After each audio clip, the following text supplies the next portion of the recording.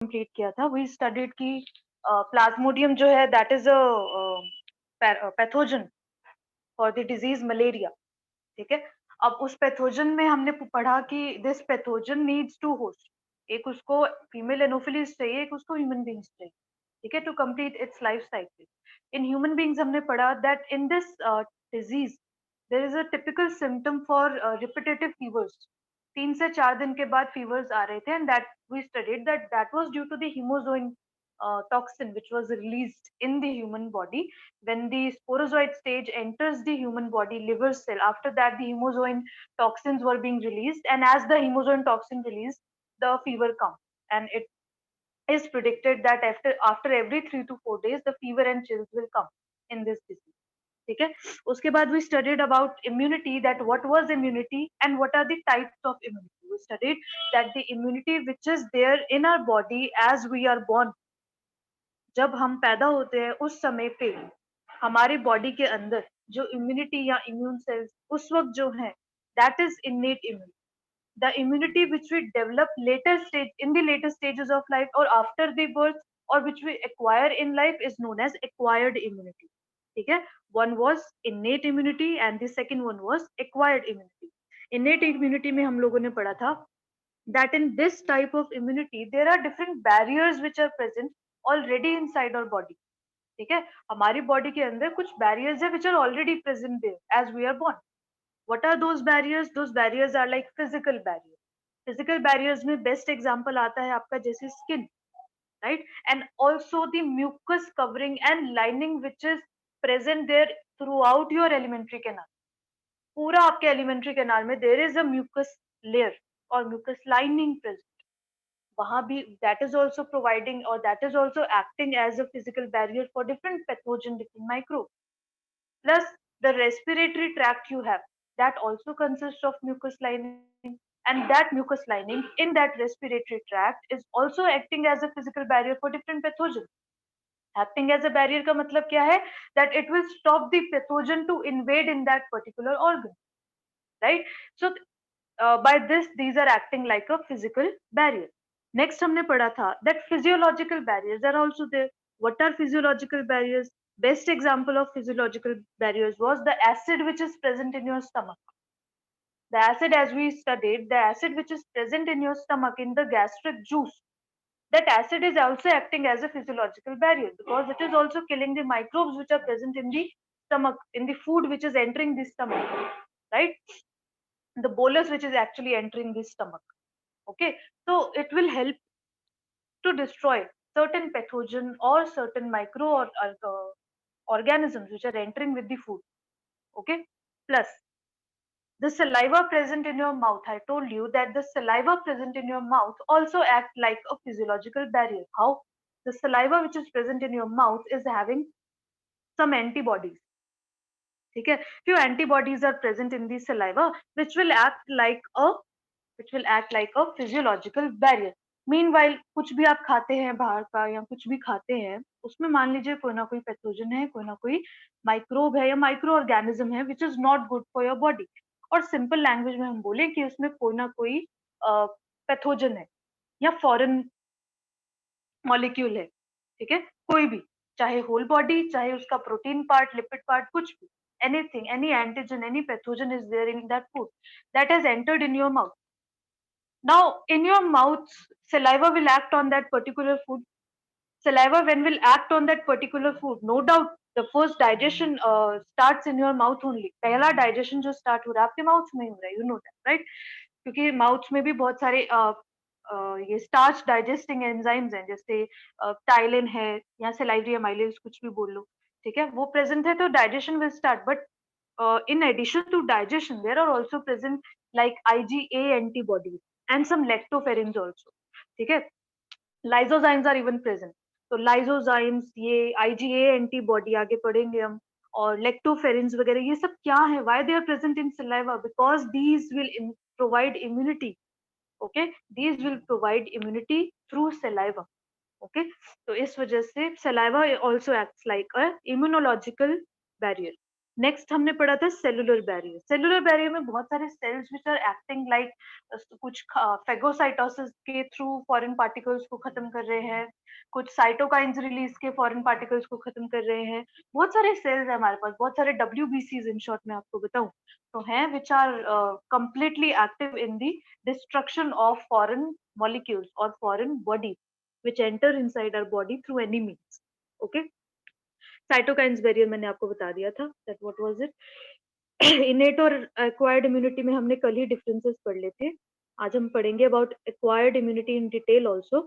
Acquired immunity में हमने क्या पढ़ा कि this is the immunity which is developed by our body और which is acquired by our body after the birth. Okay, जब हमारी बॉडी कोई भी पैथोजन से सबसे पहले मिलती है या सबसे पहले एनकाउंटर करती है, तो हमारी बॉडी क्या करेगी, उसके खिलाफ बना देगी, कुछ तो रिएक्शन शो करेगी ही उसके खिलाफ, है ना, कोई तो रिस्पॉन्स शो करेगी। सबसे पहले जब पैथोजन हमारी बॉडी से मिल रहा है, जब सबसे पहले पैथोजन हमारी बॉडी से मिल रहा है या हमारी बॉडी में एंटर कर रहा है, उस समय हमारी बॉडी जो रिस्पॉन्स शो करेगी that will be the primary response. क्या होगा वो? Primary response. ये जो प्राइमरी रिस्पॉन्स है that will be of low intensity, come intensity का होगा, बहुत स्लो होगा, ठीक है, स्लो होगा, कम इंटेंसिटी का होगा, प्राइमरी रिस्पॉन्स है। क्योंकि पहली बार तो हम मिले, ठीक है, बॉडी और पैथोजन पहली बार तो मिले हैं अभी, ठीक है। पहली बार मिलने पे थोड़ा धीरे धीरे रिस्पॉन्स होगा, थोड़ा स्लो रिस्पॉन्स होगा, ठीक है। अभी फर्स्ट टाइम एंटर हुआ है वो पैथोजन, तो बॉडी ने पहले उसको कभी मिला नहीं है, बॉडी को नहीं पता ये क्या है, तो उसके खिलाफ एंटीबॉडीज बनाने में टाइम लगेगा, राइट। यही पैथोजन जब बार बार एंटर करेगा बॉडी में, बाद में कभी लेटर स्टेजेस में भी, बाद में कभी भी वही वैसा ही पैथोजन अगर बॉडी में एंटर करता है, तो अब बॉडी को पता है कि भाई ये तो वही है पहले वाला जो पहले आया था, ठीक है। तो वही पहले वाला है, तो उसको फिर उसी हिसाब से ठिकाने लगाना, ठीक है। तो उसको कैसे ठिकाने लगाना है अब बॉडी को पता है। प्राइमरी रिस्पॉन्स में उसने ठिकाने तो लगा दिया था उसको, बट अब उसको पता है, उसकी मेमोरी हो चुकी है बॉडी की कि हाँ, इस पैथोजन को इसी टेक्निक के थ्रू खत्म करना है, डिस्ट्रॉय करना है, या इसी एंटीबॉडी को रिलीज करवाना है इस पैथोजन की एंट्री पे, बॉडी को पता है। तो नेक्स्ट एनकाउंटर्स में जब भी वो पैथोजन दोबारा से हमारी बॉडी में एंटर करेगा, now body knows what to do, and when the body knows what to do, it will show very fast response, and that fast response is known as secondary response. Primary response first encounter पे, next encounters of that pathogen पे कौन सा response, secondary response. Fast कौन सा है, secondary response. Why fast? Because now body knows what to do when the pathogen has entered inside the body, right? So now the body knows what to do, therefore the response will be very quick, very fast. Okay, this was about the primary and secondary responses when the pathogen enters inside your body. Okay, now what next? आगे क्या क्या होता है कि आपका ये जो primary और सेकेंडरी रिस्पॉन्स है, इनको करने के लिए या इनको अंजाम देने के लिए बहुत सारे सेल्स होते हैं आपके पास। वो कौन-कौन से सेल्स होते हैं आपके पास या कौन-कौन सी हेल्प आपको मिलती है इन रिस्पॉन्स को शो करने के लिए? That help is given by the B lymphocytes and T lymphocytes. What are these B and T lymphocytes? आपने पढ़ा होगा that blood consist of, in class 11th you must have studied, in class 10th also you must have studied, that blood consists of two elements. One is plasma and the other one is formed element. Plasma consists of mostly of water and some plasma proteins, plus mostly water होता है and some ions also, ठीक है। और formed elements में basically आपके आते हैं WBC, white blood cell, red blood cell and platelet, ये आते हैं इसमें, ठीक है। तो इसमें हम अगर एक मेन पे ध्यान दें, तो हम अभी ध्यान देंगे इन दी WBC, ठीक है। तो WBCs जो होते हैं, हमने पढ़ा कि WBCs जो है वो बहुत सारे टाइप्स के होते हैं। उसी में से एक टाइप होता है लिम्फोसाइट्स। ये जो लिम्फोसाइट्स होते हैं, they are of two type. One is B lymphocytes और B cells, other is T lymphocytes और टी सेल्स, ठीक है।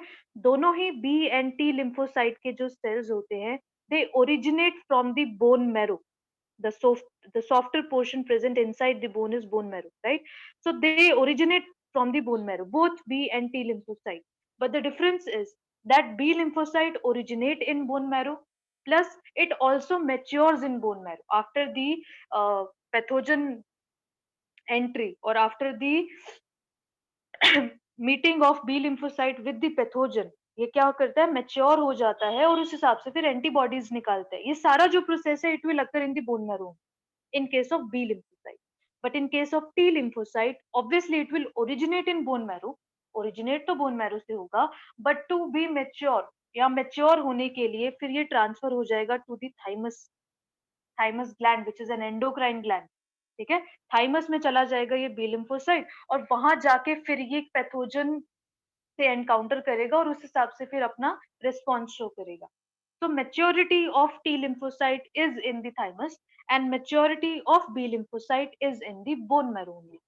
Both the origin of bone marrow and thymus is in, sorry, the B lymphocyte and T lymphocyte is in bone marrow, ठीक है। तो ये चीजें आपको पता होनी चाहिए थी, ये आपने पहले ही पढ़ा होगा। सर्कुलेशन वाले चैप्टर में भी पढ़ते हैं आप, ये क्लास 10th में भी पढ़ते हैं, बहुत बार पढ़ते हैं ये चीजें तो, ठीक है। ओके, तो यही जो बी और टी लिम्फोसाइट है ये हेल्प करेंगे इस प्राइमरी और सेकेंडरी रिस्पॉन्स में, ठीक है। बी लिम्फोसाइट का काम क्या होगा, the B lymphocyte will produce lots of antibodies. Antibodies क्या है, antibodies are actually the molecules which are produced against the pathogen which has entered inside your body, okay, against the pathogen which has entered inside your body. Antibody का अगर हम structure देखें तो B lymphocytic cells membrane bound antibodies भी होती है और soluble antibodies भी होती है। तो मेम्ब्रेन बाउंड में आपको बना के दिखा रही हूँ, ये इस तरह की दिखती है एंटीबॉडी, ठीक है। कोई भी पैथोजन आएगा उस पैथोजन को ये खत्म करने का काम करेंगी, या अदरवाइज ऑल्सो उस पैथोजन को पकड़ के किसी और मॉलिक्यूल पे लगाने का भी काम करेंगी जो इसको डिस्ट्रॉय कर देगा। बहुत सारे प्रोसेसेस है, ठीक है। तो antibodies in short will help in the destruction of the pathogen which has entered inside your body, right. So obviously it will help in the primary and secondary response. T lymphocyte क्या करते हैं, T lymphocyte releases lots of cytokines plus it also helps the B lymphocyte to produce antibodies, ठीक है। उसको push करेगा B lymphocytes को और ज्यादा एंटीबॉडीज बनाने के लिए। तो T lymphocytes are also needed, B lymphocytes are also needed, okay. तो दो तरह के लिम्फोसाइट्स हो गए, कौन से, B lymphocytes and T lymphocytes. दोनों ही लिम्फोसाइट्स को अलग अलग से नाम दे दिए हमने, क्या सोच के अभी देख लेते हैं। बी लिम्फोसाइट्स को हमने नाम दे दिया the response which is given by the B lymphocyte is known as humoral immune response. क्या बोला जाता है इसको, humoral immune response, because it is said that the antibodies are produced in the plasma, okay, the antibodies are produced in the plasma of the blood, so therefore इसको बोल दिया humoral, it is related to blood, humoral immune response। T lymphocyte का जो response होगा उसको हम बोल देते हैं cell mediated immune response, because T cells होते हैं बहुत सारे जो कि उनके रिसेप्टर्स होते हैं बहुत सारे, और बहुत सारे साइटोकाइंस वगैरह रिलीज करते हैं। so therefore they are known as cell mediated, the response which is shown by T lymphocyte is known as cell mediated immune response, ठीक है। और डिटेल में हम इसको पढ़ेंगे आगे चल के, what is humoral and cell mediated immune response. Next आता है what is the structure of antibody. Antibody का स्ट्रक्चर क्या होता है, बहुत इजी स्ट्रक्चर है। फर्स्ट ऑफ ऑल ये देख लीजिए, वाई शेप स्ट्रक्चर, ठीक है। वाई शेप स्ट्रक्चर है, पहले तो इस तरह से आप बनाएं, ये कंप्लीट चेन है, this is a complete chain, ये एक और ये दूसरी कंप्लीट चेन है ना ये। तो इसको हम बोल देंगे, because it is big big बड़ी बड़ी है, तो इसको हम बोल देंगे क्या, हैवी चेन। इन दोनों चेन्स को हम क्या बोल देंगे, रेड वाली जो मैंने बनाई है दैट इज हैवी चेन, ठीक है। दूसरा देख लेते हैं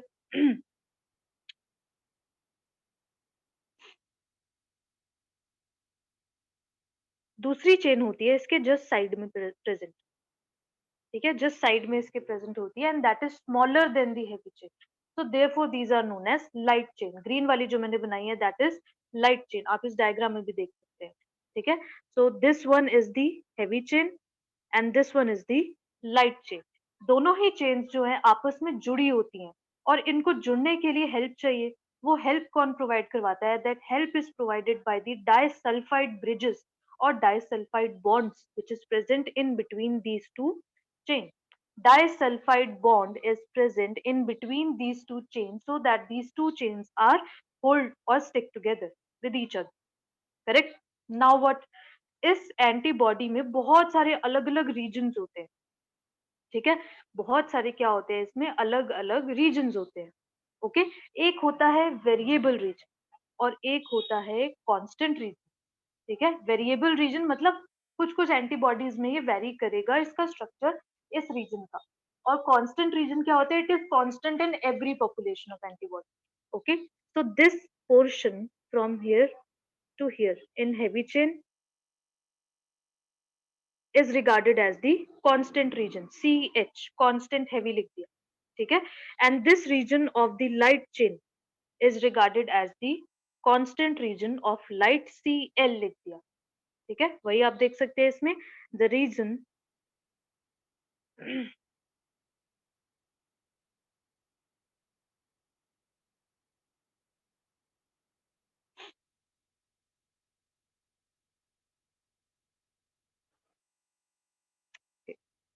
so the region which you can see here, this is the constant region of light chain, constant region of heavy chain। Okay, और ऊपर वाला जो पोर्शन आप देखते हो जो टिप पे पोर्शन होता है that is the variable region. कौन सा रीजन होता है? That is the variable region and this variable region is the actual region where the antigens will bind. यही वो रीजन है जहां पे एंटीजेंस बाइंड होंगे। क्या होंगे? एंटीजेंस बाइंड होंगे। ठीक है, दूसरी बात ये है, मान लीजिए that this is the antigen. मान लीजिए that this is the antigen, मान लो। ठीक है,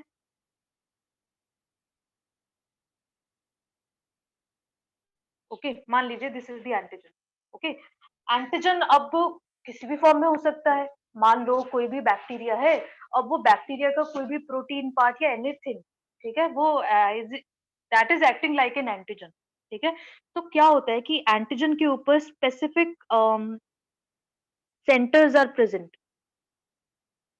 ठीक है, specific centres are present which is actually recognised by the antibody. These specific centers are known as epitopes। क्या बोल देते हैं इनको हम? एपिटोप्स। ठीक है, and the region on the antibody which will recognise this epitope of that antigen so that that antigen can bind to the antibody, the region is known as which is present on the antibody paratope। ठीक है, तो antibody पे क्या है? Paratope. Antigen पे क्या है? Epitope. The paratopes and epitope will bind with each other and therefore will stick to each other ताकि एंटीबॉडी उसको खत्म कर सके आराम से। ठीक है, तो ये चीज आपको पता होनी चाहिए थी। नेक्स्ट चीज कि एंटीबॉडी क्या एक ही तरह की होती है? No, antibody is of many types, many different types. कौन कौन सी अलग अलग टाइप्स होती है एंटीबॉडीज की? ये कुछ टाइप्स यहाँ पे लिखी हुई है। IgA, IgM, IgE and IgG, ये कुछ different types of antibodies होती हैं which is present। okay, IgA, IgM, IgE and IgG। okay, चलिए आगे हम पढ़ेंगे क्या क्या होते हैं, इनके फंक्शंस क्या होते हैं, सब पढ़ेंगे। ठीक है, तो क्या देखा आपने एंटीबॉडी के स्ट्रक्चर में? That every antibody molecule consist of 4 chains. which chains? 4 proteins or polypeptide chains, 2 heavy chain and 2 light chains। Every chain is having 2 regions. One is constant region and one is variable region। The variable region of every chain is the actual region which is being in contact with the antigen, right? Which is being contact with the antigen. Since we know that there are 2 heavy chain and there are 2 light chain, so antibody structure is also known as or also represented as H2L2। ठीक है, क्या बोला जाता है इसको? H2L2 because 2 heavy chain are there and 2 light chain are there। Every chain will be having 2 region, one is the variable region and second is the constant region। The variable region is the region which will actually come in contact with the antigen. ठीक है, बहुत सारी antibodies होती हैं, और क्योंकि ये जो एंटीबॉडीज है, these are actually being released by the B cells. ठीक है, बी सेल्स के एक्चुअल में और भी डिटेल में आपको बताऊं तो प्लाज्मा सेल्स, बी सेल्स के, they will release the antibody. ठीक है, अब हमने टी सेल्स और बी सेल्स या टी लिम्फोसाइट्स और बी लिम्फोसाइट्स को क्या क्या बोला था, that T lymphocytes mediate cell mediated immunity and B lymphocyte mediate humoral immunity, right, because it produces antibodies. जो बी लिम्फोसाइट होती है that will produce antibodies, and जो टी लिम्फोसाइट है वो क्या करेंगे, that will produce different cytokines and help the B lymphocyte to produce antibodies. Plus जो आपके ऑर्गन ट्रांसप्लांटेशन होता है, उस ऑर्गन ट्रांसप्लांटेशन में यू नो कि बहुत सारा रिजेक्शन भी होता है बहुत जगह. ठीक है, हो सकता है वो ऑर्गन बॉडी ना एक्सेप्ट कर पाए, या जो भी रिजेक्शन उसके लिए हो रहा है, that is due to the T lymphocyte. तो अगर क्वेश्चन आता है कि ट्रांसप्लांटेड ऑर्गन के लिए जो रिजेक्शन शो होता है वो कौन सा लिम्फोसाइट शो करता है, तो correct answer will be your T lymphocyte. ठीक है, चलिए आगे बढ़ते हैं. On the basis of production of antibodies, immunity can be further categorized as. ठीक है, देख लेते हैं. इम्यूनिटी जो हो सकती है वो एक्टिव इम्यूनिटी हो सकती है, पैसिव इम्यूनिटी हो सकती है, एंड ये वाली इम्यूनिटी. ये भी एक वैसे पैसिव का ही एग्जांपल है, तो उसी के अंडर आ जाएगा. एक्टिव एंड पैसिव दो ही है. ठीक है, on the basis of what, on the basis of production of antibodies. अब एक्टिव और पैसिव का मतलब क्या है, सी, एक्टिव मतलब कि भाई एक्टिवली कुछ ना कुछ चीज हो रहा है. ठीक है, द एक्टिवली कुछ ना कुछ चीज हो रहा है. पैसिव मतलब कि नहीं नहीं नहीं, अपने आप नहीं हो रहा, करवाया जा रहा है ये. ठीक है, तो एक्टिव इम्यूनिटी क्या होता है, जिसमें बॉडी अपने आप एंटीबॉडीज प्रोड्यूस कर रहे हैं.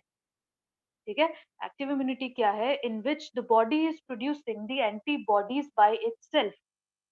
तो ये बहुत सारे इंजेक्शन होते हैं, बहुत सारे वैक्सीन होते हैं, जिसमें जो माइक्रोब्स होते हैं या माइक्रो ऑर्गेनिजम्स होते हैं उनको हीट किल करके डाल दिया जाता है, या बहुत सारे वायरसेस, बहुत सारे बैक्टीरिया को हीट किल करके, या फिर उनको एक तरह से आप बोल सकते हो हाफ डेड करके डाल दिया जाता है.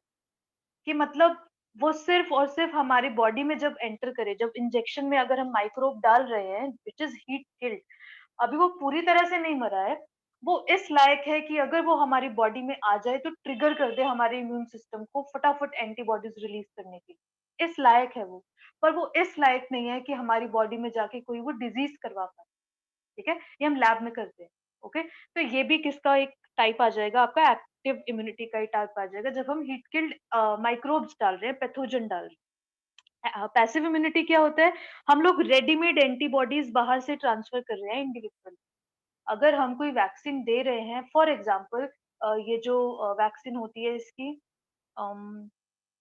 रेबीज की और डॉग बाइट की या फिर स्नेक बाइट की जो वैक्सीन होती है, एंटी वेनम्स वगैरह जो होते हैं, तो उसमें भी क्या होता है कि हम डायरेक्ट एंटीबॉडीज दे रहे हैं, बिकॉज उस समय उस बॉडी के पास इतना एनर्जी नहीं है या इतना टाइम नहीं होता हमारे पास कि हम वेट करें बॉडी के एंटीबॉडीज बनाने के लिए, कि हमारी बॉडी एंटीबॉडीज बनाए, उसके लिए वेट नहीं कर सकते, हमको फटाफट एंटीबॉडीज बाहर से सप्लाई करना पड़ता है.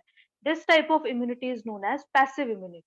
ठीक है, पैसिव इम्यूनिटी का ही एक बेस्ट एग्जांपल है ये क्लोस्ट्रम, जो मदर्स मिल्क होता है जस्ट आफ्टर द डिलीवरी, 6 महीनों तक. तो उस थोड़ा येलोइश भी होता है, और प्लस उसमें होता है कोलोस्ट्रम, क्लोस्ट्रम बोलते हैं उसको हम. That milk is rich in IgA antibody. IgA type of antibodies जो है उससे भरपूर होता है वो मिल्क. ठीक है, इसलिए बोलते हैं ना कि माँ का दूध ही पिलाना चाहिए बच्चे को, सिर्फ पानी भी नहीं देते, सिर्फ माँ का दूध देते हैं फर्स्ट 6 मंथ्स में. ठीक है, तो this is also an example of passive immunity, क्योंकि माँ के दूध में क्या है, एंटीबॉडीज है. एंटीबॉडीज डायरेक्ट बच्चे को सप्लाई हो रही है with the help of milk. ठीक है, तो इस वजह से this is also an example of what, passive immunity. ठीक है, एक्टिव में क्या बताया मैंने आपको, हमारी बॉडी एंटीबॉडीज बनाएगी खुद. ठीक है, चलिए, बहुत सारी टाइप्स ऑफ एंटीबॉडीज हमने पढ़ा, जैसे कि आईजीए, एमईजी, बहुत सारी होती है. ठीक है, Ig in this signifies immunoglobulin,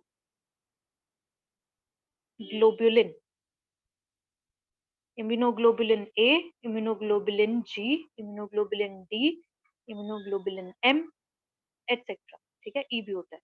okay, तो ये बहुत सारी टाइप्स ऑफ एंटीबॉडीज होती हैं।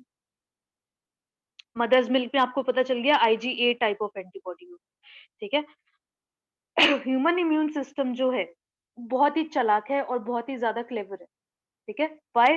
बिकॉज ह्यूमन इम्यून सिस्टम जो है वो सेल्फ और फॉरेन मॉलिक्यूल्स में फर्क जानना आता है उसको, ठीक है। उसको पता है कि कौन सा मॉलिक्यूल इज सेल्फ, कौन सा मॉलिक्यूल इज नॉन सेल्फ या फॉरेन, ठीक है।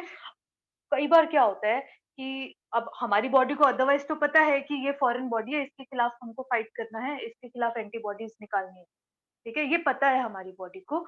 तो वो आराम से जान सकता है कि कौन सा सेल हमारी बॉडी का अपना है और कौन सा पराया है, पता है हमको। बट कई बार क्या होता है, हमारे जीन्स में गड़बड़ की वजह से हमारी बॉडी, ये जो सेल्फ सेल्स है, हमारी ही बॉडी के सेल्स है, उसको फॉरेन समझने लग जाती है। और उसको फॉरेन सेल समझने की वजह से वो उसी पे अटैक करने लग जाती है। तो एट दिस स्टेज हमारी बॉडी अपने ही सेल्स पे अटैक कर रही है, ये सोच के कि भाई ये तो पराए हैं, ये तो अपने नहीं है, ठीक है। तो इस सिचुएशन को हम लोग बोल देते हैं ऑटो इम्यून डिसऑर्डर्स, जिसकी वजह से जो बीमारियां हमको होती है उनको क्या बोल देते हैं, auto immune disorders. For example, best example है ऑटो इम्यून डिसऑर्डर का rheumatoid arthritis. Rheumatoid arthritis plus एक और एग्जाम्पल सुना भी होगा आपने बहुत पहले, एक होता है एलोपेशिया अरेटा नाम का बीमारी, ठीक है। इसका जो शॉर्ट फॉर्म है दैट इज एए, ठीक है। एलोपेशिया अरेटा में क्या होता है कि बहुत सारी मूवीज भी बनी है एक्चुअल में इस पे। आई थिंक एक मूवी का नाम नाम तो आई थिंक बाला नाम है उसका, क्या नाम है पता नहीं, बट वो इसी के ऊपर बनी है। तो एलोपेशिया अरेटा में क्या होता है, योर हेयर स्टार्ट्स लूजिंग। कैसे लूजिंग? ऐसे नहीं कि एक एक दो दो रोज निकल रहे हैं, थोड़े बहुत निकल रहे हैं, ऐसे नहीं। जैसे आपका अगर ये हेड है, ठीक है, तो हेड में एक पोर्शन में मान लो इतना पोर्शन, उतने पोर्शन का बाल उड़ गया, पूरा कंप्लीट बाल उड़ गया। और ये सिर्फ ये मैंने मिनिमम पोर्शन बताया है आपको, ठीक है। वो इतना भी हो सकता है और वो पूरे सिर का भी हो सकता है, एक साथ बाल सारे उड़ गए। क्यों उड़ गए? बिकॉज आपकी बॉडी जो है आपके सिर के बालों को फॉरेन बॉडी समझ रही थी, जिसकी वजह से उसने आपके जो रूट था हेयर का उस पर अटैक करना स्टार्ट कर दिया, जिसकी वजह से आपके बाल उड़ गए सारे, एकदम से, अचानक से पूरा बिल्कुल एकदम क्लीन बोल्ड हो जाता है सब, ठीक है। ऑल्दो हाँ ठीक है, 7-8 महीने में धीरे-धीरे बाल नए आने लग जाते हैं और चांसेस होते हैं कि जो नया बाल आएँगे that will be white in colour, chances होता है। पर हाँ, ब्लैक भी आ सकते हैं, हो सकता है शुरुआत में व्हाइट बाल आए, फिर उसके बाद में ब्लैक बाल आ जाते हैं। बहुत सारी दवाइयाँ जैसे एंटी फंगल क्रीम्स देते हैं उस एरिया में लगाने के लिए, आपको स्टेरॉइड्स खाने पड़ते हैं एटलीस्ट 3 महीने तक। ऑल्दो बहुत ज़्यादा है ये, स्टेरॉइड्स इतनी देर तक नहीं खाते, तो खाने पड़ते हैं इसके लिए आपको 2 टू 3 मंथ स्टेरॉइड का इसका होता है। और साथ ही में आपको कुछ अल्कोहलिक लिक्विड टाइप देते हैं, वो भी लगाने के लिए, ताकि ट्रिगर कर सके आप रूट हेयर की ग्रोथ के, है ना? तो ये बहुत कुछ देते हैं। This is also a type of autoimmune disorder, जिसमें आपकी बॉडी जो है आप ही के बालों को समझ रही है, भई ये तो पराये हैं, ठीक है? तो उनको उड़ा दिया आपकी बॉडी ने, ओके? तो this is also an example of autoimmune disorder. Next example is rheumatoid arthritis. Arthritis आपको पता ही है, ठीक है? नेक्स्ट आता है एलर्जीज़। What are allergies? देखिए, हमारा जो इम्यून सिस्टम होता है, एक तो है नॉर्मली रिस्पॉन्स शो कर रहा है। कभी-कभी क्या होता है, हमारा immune system exaggerated immune response show करता है, बढ़ा-चढ़ा के, ठीक है? एक्सैजरेटेड इम्यून रिस्पॉन्स जब हमारा बॉडी शो करेगा, उसको हम बोल देते हैं एलर्जिक रिस्पॉन्स। और एलर्जिक रिस्पॉन्स के लिए जो एंटीबॉडीज इन्वॉल्व होती हैं दैट आर आईजीई एंटीबॉडी, ठीक है? एलर्जिक रिस्पॉन्स के लिए जो एंटीबॉडीज प्रोड्यूस होती है दैट आर आईजीई एंटीबॉडीज, जिनकी वजह से एलर्जी होती है। एलर्जी के नॉर्मल सिम्टम्स जो हैं दैट इज लाइक छींक आना, आंखों से पानी आना, रनिंग नोज, ठीक है, इवन सांस लेने में दिक्कत थोड़ा बहुत, ये सब एलर्जी के ही सिम्टम है। क्यों होती है एलर्जी? बहुत सारे रीजन हो सकते हैं, देखो इसके एंडलेस रीजन है, कोई इसका कोई पर्टिकुलर रीजन तो है नहीं। एलर्जी जो है आपको डस्ट से, पॉलन ग्रेन से, इवन बहुत सारी आपको, जैसे कुछ लोगों को से लैक्टोज से एलर्जी होती है, कुछ लोगों को ग्लूटेन से एलर्जी होती है, कुछ लोगों को गेहूं से एलर्जी होती है। तो बहुत सारी चीजें हैं जिससे आपकी body exaggerated immune response show कर सकती है, तो उससे आपको एलर्जी हो जाती है, ठीक है। एलर्जी होती किस वजह से है?